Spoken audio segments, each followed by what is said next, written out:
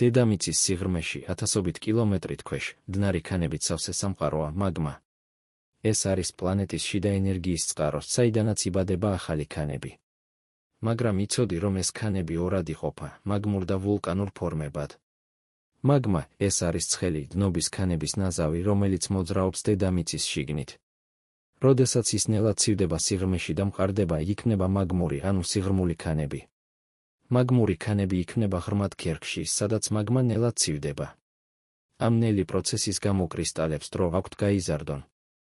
ასე ჩნდება გრანიტი, დიდი მკვეთრი კრისტალებით.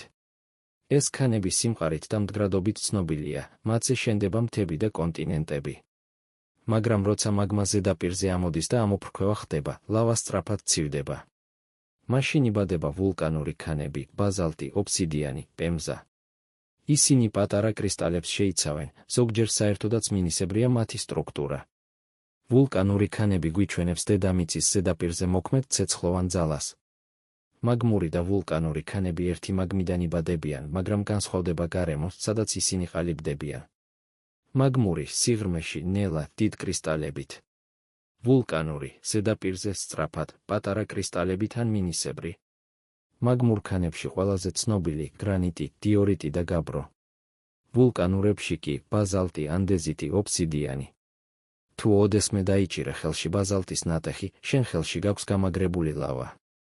ამ ქანების შესწავლით გეოლოგები იგებენ, როგორ მუშაობს დედამიწის შიდა სისტემა. მაგმური და ვულკანური ქანები გვიჩვენებს პლანეტის თერმულ ისტორიას, მაგმის შემადგენლობას და ტექტონურ პროცესებს. ახლა უკვე იცი, რა განასხვავებს მაგმურ და ვულკანურ ქანებს.